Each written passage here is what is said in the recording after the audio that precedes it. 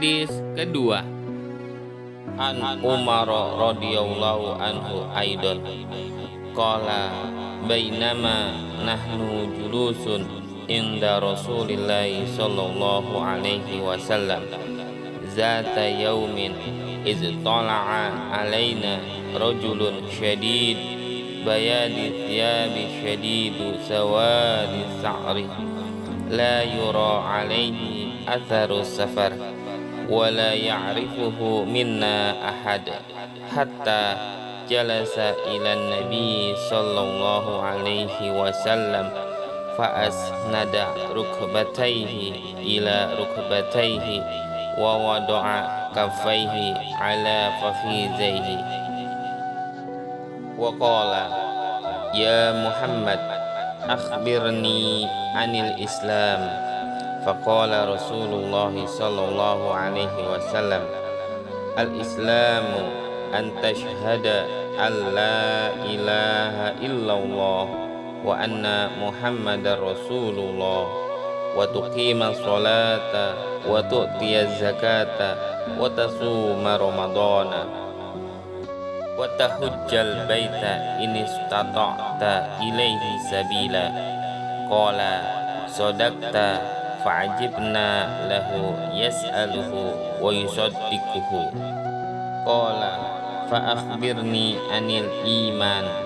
Qala an tu'mina billahi wa malaikatihi wa kutubihi wa rusulihi wal yawmil akhiri wa tu'mina bil qadarihi khairihi wa syarrihi. Qala sadaqta. Qala fa akhbirni anil ihsan.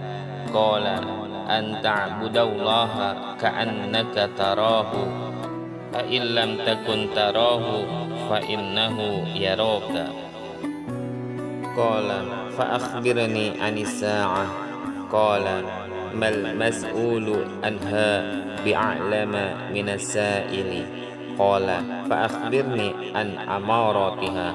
Qala an talidal amatu rabbataha wa antaral kufatal uratal alata ri'a asya'i yatatawaluna fil bunyani summa talaqa falabistu maliya summa qala ya Umar atadri manis sa'ili. Qultu Allahu wa rasuluhu a'lam. Qala fa innahu Jibril atakum yu'allimukum dinakum. Rawahul Muslim. Dari Umar radhiyallahu anhu juga dia berkata, ketika kami duduk-duduk di sisi Rasulullah sallallahu alaihi wasallam, suatu hari tiba-tiba datanglah seorang laki-laki yang mengenakan baju yang sangat putih dan berambut sangat hitam. Tidak tampak padanya bekas-bekas perjalanan jauh, dan tidak ada seorang pun di antara kami yang mengenalnya. Hingga kemudian dia duduk di hadapan Nabi, lalu menempelkan kedua lututnya kepada lututnya Rasulullah Shallallahu Alaihi Wasallam, seraya berkata, "Ya Muhammad, beritahukan aku tentang Islam." Maka bersabdalah Rasulullah Shallallahu Alaihi Wasallam, Islam adalah engkau bersaksi bahwa tiada ilah Tuhan yang disembah selain Allah, dan bahwa Nabi Muhammad adalah utusan Allah. Engkau mendirikan sholat, menunaikan zakat, puasa Ramadan, dan pergi haji jika mampu. Kemudian dia berkata, Anda benar. Kami semua heran. Dia yang bertanya, dia pula yang membenarkan. Kemudian dia bertanya lagi, beritahukan aku tentang iman. Lalu beliau bersabda, engkau beriman kepada Allah, malaikat-malaikatnya, kitab-kitabnya, rasul-rasulnya, dan hari akhir, dan engkau beriman kepada takdir yang baik maupun yang buruk. Kemudian dia berkata, Anda benar. Kemudian dia berkata lagi, beritahukan aku tentang ihsan. Lalu beliau bersabda, ihsan adalah engkau beribadah kepada Allah seakan-akan engkau melihatnya. Jika engkau tidak melihatnya, maka Dia melihat engkau. Kemudian Dia berkata, beritahukan aku tentang hari kiamat, kapan kejadiannya. Beliau bersabda, yang ditanya tidak lebih tahu dari yang bertanya. Dia berkata, beritahukan aku tentang tanda-tandanya. Beliau bersabda, jika seorang hamba melahirkan tuannya, dan jika engkau melihat seorang bertelanjang kaki dan dada, miskin dan mengembala domba, kemudian berlomba-lomba meninggikan bangunannya. Kemudian orang itu berlalu, dan aku berdiam sebentar. Kemudian beliau Rasulullah bertanya, tahukah engkau siapa yang bertanya? Aku berkata, Allah dan Rasulnya lebih mengetahui.